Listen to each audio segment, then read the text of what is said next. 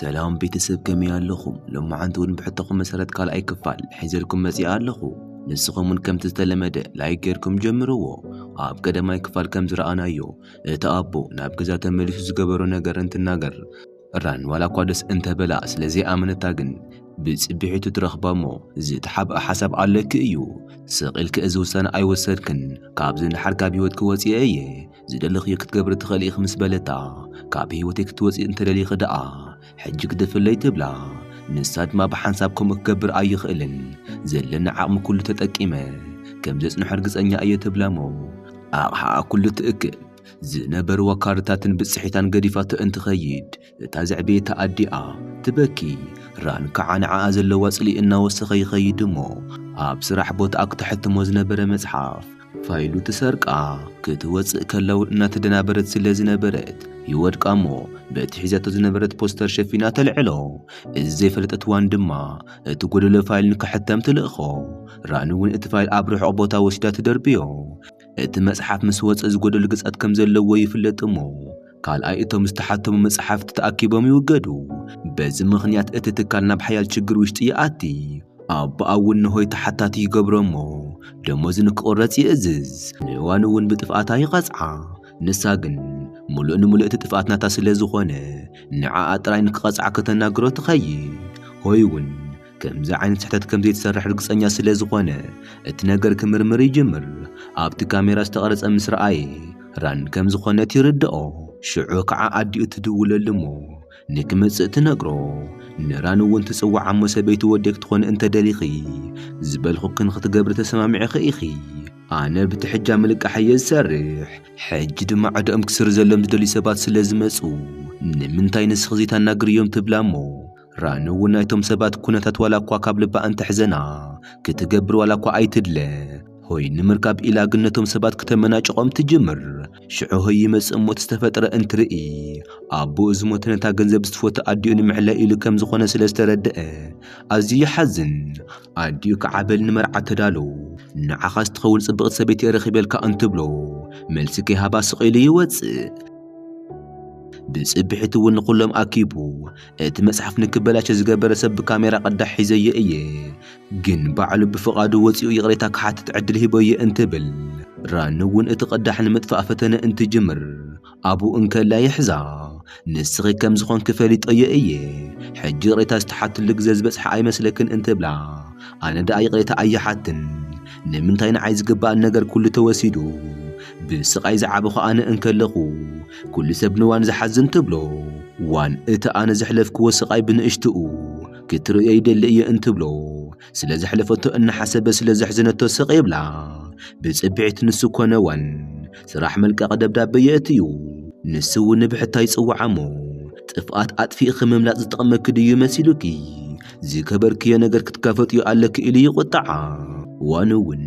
ንወላዲት ኣዲኣ ክትንከባከባ ከም ዝወሰነት እንትነግራ ንዓኣ ኢላ ኩሉ ነገር ክትስእን ስለዚ ትደሊ ናብታ ሃብታም ሰበይቲ ከይዳ ትልምና ንሳ እውን ትፎትያ ስለ ዝነበረት ንስባያ ክትናገሮ ዋላ እኳ እንተፈተነት ኣዝዩ ስለ ዝሓዘነላ ስለ ንሳ ክናገር ከም ዘይደሊ ይናገር ንራን ክትናገራ እንትፍትን ብግልፂ ካልኣይ መጺኣ ቦታይ ክትወስደለይ ኣይደልን ብተወሳኺ ምስ ኣቦይ ዘለና ርክብ ጽቡቕ እናኾነ እዩ ኣብቲ ሰሙን መጠረሽታ ወፂና ንኽንዘናጋዕ ሓቲትን እዩ ትብላ እሞ እቲ ኣቦ ግን ስለ ዘይኽኣሎ ዋል ምስ ኣዲያና ብትሰርሓሉ ቤት መግቢ ከይዱ ይከታተላ ኣዲኣ ርእያቶ ዋን ኣነ ናይ ምርኣይ ተኽእለይ እናሰኣንኩ ከም ዝኾንኩ ስለ ዝፈለጠት እያ ኣብ ጎኒ ክትኸውን ዝወሰነት በጃኻ ይቕረበለላ እሞ ካብዚ ሕማቕ ህይወት ኣድሕና እንትብሎ ዝተናገራ ኩሉ የጣዕሶ ብጽቢሒት እውን ሰበይቲ ትኽክለኛ ምኽንያታ ስለ ዘይነገረቶ ሓሪቑ ይቁጣዓ ወዲ እውን ንዕኡ ወራሲ ስለ ዘይገበሮ ሓሪቑ ካብ ናይ ሆይ ኣደ ገንዘብ ይልቃሕ እሞ ናይ ባዕሉ ስራሕ ክጅምር እንትፍትን ብዙሕ ከይጽንሕና ብክሳራ ይኣቲ እዚ ሰምዐት ኣዲኡ እውን ኣቦ ቅድሚ ምስምዑ ችግሩን ምምፍታሕ ኢላ ክትናገራ ዋላ እኳ እንተኸደታ እታ ሰበይቲ ግን ብጽሒታ ክትህባ ስለ ዘይደለየት ከይተሰማምዐት ትተርፍ ክትወፅእ እንትብል ከዓ ንራን ስለ ዝረኣየታ ትስንብድ ናብ ገዛ ምስ ተመልሰት ዛጓለይ ንምንታይ ካብ ሆይ ዘይትርሕቕ ምስዋን ምዃኑ ትፈልጢ ኢኺ ከምኡ ኣይኮነን ንሳ ገንዘብ ስለ ዘለዎም ጥራእያ ቀሪባቶ ኣነ ግን ካብ ልበ እየ ዝፎትዮ ኢላ ትሕሽያ ناتأدون كمران حيال قطعة نمبر كمون عين السبيت سلزي دليت بحبار مخانم تقاومو عدي زبالت تبل وان كتقرف فقادنيا سلزي كونت تأدى حريقات نتطلعتنيا أبو أكون إلى نابتشقر تأتيهم وتأسرو وان مسمعت حاجز المحتات نابران تخيد نساون طلعتنيا مخان ولا أي تفتيلو كم زعبيا سلقت فلت كتحجزت وسنمو ناب تعقب حجز خونا يقدم أفكاري أكيدا أنت لمنو أنا نعخذ حجز العقمية بالليل جن كنت بهاي لقينا بمساوري آتيهم ويبلامو ناي هوي أدي كم زقبرتو أنت نقرات سنبد كتا نقرا مسكلت بالصحيطة أنت هيباتا اتساباي كم التفتحن مسودا كم التمرعيات نقرا نساون اتنقر كتحسبو لسلز دليت ملسكي هابتا توصي وان من مفتح كم دي رخبت انت فلت نتاس بيت بعلاك تنقرا وسينا تخايد مو نودا انت قديفات لكم تفتحو تنقرا ناب أبا أتخيد مو بقو مخنيات أفكاري أكتقدفو كم زو سنة نقرا انت بكي حزن لا ناب أدي دوي لكم تقدفو تنقرا انت بل هوي يمس أموت سلك منتقلو فاتسيما كم زي قدفاي نقرا نوان دما نسخ منم كتقبر أي صبيكن أي تيجأنق أي كل نقر بعليك فتح أي أنت بلا دسيلوات باكي نسون عادي جنزب كفلا زأمنة عقب حق رقيبك سامعو كلو يتيك أدحس لذا اسمعو كي يأسر إلو أتعبان مفتح يوسن وانو النسوس أتقبل أمة تتحيزو ميخادو مسوي انت الراخبو تنبرك خنك مرعي حتى مو الشتبلو الزرعيت رانك عن عونا مرعي هكنا كمستبلا شي رئيا ناب أدي كيدا زبلتا خلو كم تسمى مع تنقرا نساق عحوا مستأستفرار مو كنترات نخ تغير لا تأززا زيتا بهالتو انت قبر ولا كحوا انت رأيا قال نقر أمسلا تملت أبز قصل معالتو هيران نزقبرتو نقر يقريتا بزي معتا تحارقو انت النقرا أبا يسمع ما بسرعة تنكولن وان بزي تفاتا بمقاسة أزي حزن ما نفسي يسحت هوي ونا بوسبيتالي وسدمو ران كتري انت خيرنا مترش تعدل كهبا حاسبو اتازع بيتك سبيت تعنا أكمي ألا انت بلا نساك أزي تعيت إيا نمنتي حاتيت كان إلى أنت حشيو زنبر تسفا كل يتأفي تأسيل دما كم رايو السنمو نتوم زعبي وابيت سبنا بغزو كم تصوعم انت نقرا مخنياتو سلزي فلت أتربش كلهم بحبار مستأكبوا أبا نتوم زعبي وابيت سب ران موليسكم نابغزاكم كتوسدوا وأيا سويعكم نابز مسمس أتغنزب فتايت كوينا أيا زلنا هفتو حاجز كهبية وسينا يبلمو نخل ميسن بدم ران كعا نبي نترخبو ما آنكم لس أيدلن وان أكول دان محب حب قعتيا قد نسخان عيكم ديت فوتين نترديه قدف با نسخون كوفوتي خنا أيخونكن كتتكم ليس لزدل خيو أنا زخونة طفات كم زدفا أخو أي تردانن كم تحق أنت خوينو كم ولد ديمتن كقديمهم كترخبوني قباني روتبلو مع زون يخون كابز جزا أي وصن انتبلو مسناي هوي آد تحابي راز قبرت نقر مسفلتو زباسة كم زحزن لاس لأتفلت كتوصق توسن أدي أون بسبايا حريقة نكفاتحو انت نقرو نسون بقلت في سماما رانون انت كنترات ناي هوي آد انتهبا دس إلوانا بقزات اتيا بس حتاب مسوسلت نو هوي كتهبو زي كونسي شيت أكتر فل كم زخونت انت فلت أزيات سنبت أبا أون حوا عدا كم زلوي بس حلمو أزي حرق وانكعا ناي هوي آد تتكالن كي تقواز أرز خالت كل نختقبر توسن ران نابقزا نختم لسنا أدي أنت لأخلا كي تسمع معت تترف وان اتورقات انت فرارم اتلق احمق فلقزة ناب حدور حكم استقيرة تستوعل مسيح واتا انت النقاقر ران كمز رأي وذكروا من نقر وامو ناب بيرو كيدا توزعزعا بكاميرا قريصة تتغكرنيا كونترات تزي امسي خيو ناب بوليس احلفة كهبك ايا الى تفرارحا اتقادون تستفتر الناس سمعت سانيحا بجزاق ولكن ليز أكل كم استشورت إن حسبت تبكي مشيت وران إت كونترات نمسراق نابتنا تسبيت كفل أنت آتي زوخنا سبي مسأمو تسبيت سلز مسلاتو وقي واي خيد هوي رغيب وانا بوسبيتال أنت وستا وان كتر يا أنت مسئ سرقت زيت بليان يركأكو أزخل عيم تفترني لا توقصا نساون حق سلز مسلان بعلى أنه وقصت تبكي دحر معالت تاتران انت نقح عرفتي سمعا هوي ون انت خونا بأدي مغنيات سبس حسل زرعي مساك خون دو النابلة يجنة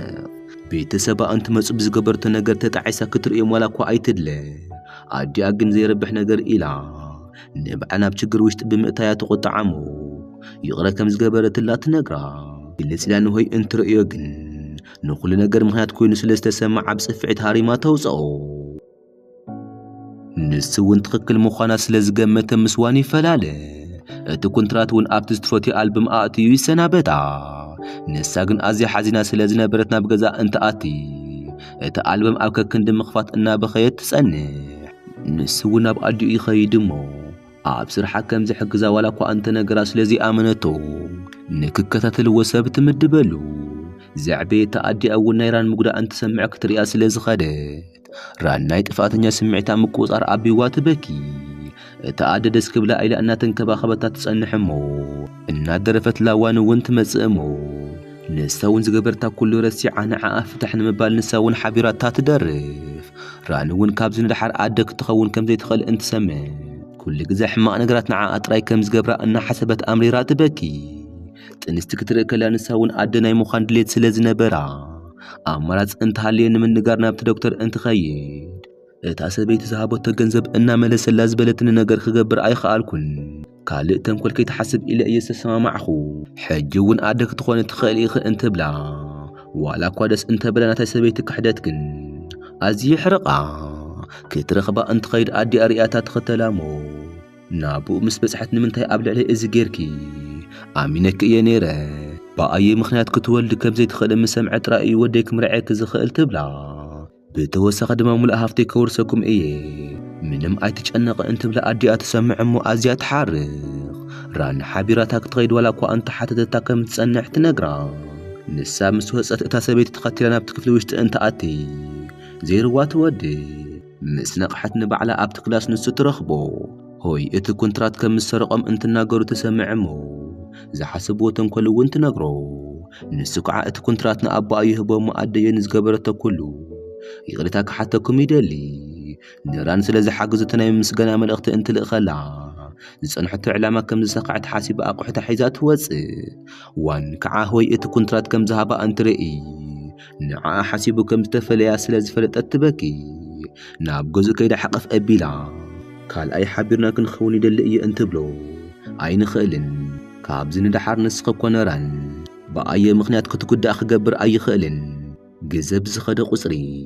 ዋንን ራንን እናተቐራረባ ይኸዳ ራን ከዓ ምስ ሆይ ዘለዎም ርክብ ውሽጢ ንዘይምእታይ ስለ ዝወሰነት ንክዕረቑ ትምነየሎም ዋን ኣዲኡ ክተሰማምዓ ከም ዝሓሰበት እንትፈልጥ ግን ትጨነቕ ኣዝያ ተንኰለኛ ሰብ ምዃና ከይትርስዒ ኣብ መጻወዲኣ ውሽጢ ክትእትየ ክምፍታና ኣይተርፍን ኣይ ከይደ እንተናግራ ናብ ፖሊስ ክኸሳ ስለ ዘይትደሊ ስርሓ ንምግዳፍ ቃል ኣትያት ለእያ ትብላ እሞ ሕጂ እውን ግን ኣዲኡ ካልኣይ እናታለለታ ስለ ዝነበረ ዝሓዘትላ ሓበሬታ ንኽተምፅአላ ሰብ ትምድበላ ራን ከዓ እታ ሰበይቲ ክሳብ ዘይተኣሰረት ሰላም ከም ዘይህልዮም ዋላ እኳ እንተፈለጠት ኣብ ናይ እንዋን ርክብ መንጎ ክትኣት ስለ ዘይደለየት ተመናት ሓውያ ምስ ወፀት እውን ናብቶም ምድረኻታት ቤተሰባ ተመሊሳ ኩሎም ደስ ኢልዎም ይቐበልዋ ምስዋን እውን ከም የሕዋት ኮይነን ብሓባር ጽቡቕ ግዜ ምሕላፍ ይጅምራ ንገውን እቲ ኮንትራት ትረኽቦ ዋን ምስ መጸት ቤት እታ ሰበይቲ ዝለኣኸቶ ሰብ ትዕገት እቲ ኮንትራት ንክተቦ እንትሓታ ናብ ራን ትድውል እሞ ዘላቶ ቦታ ትነግራ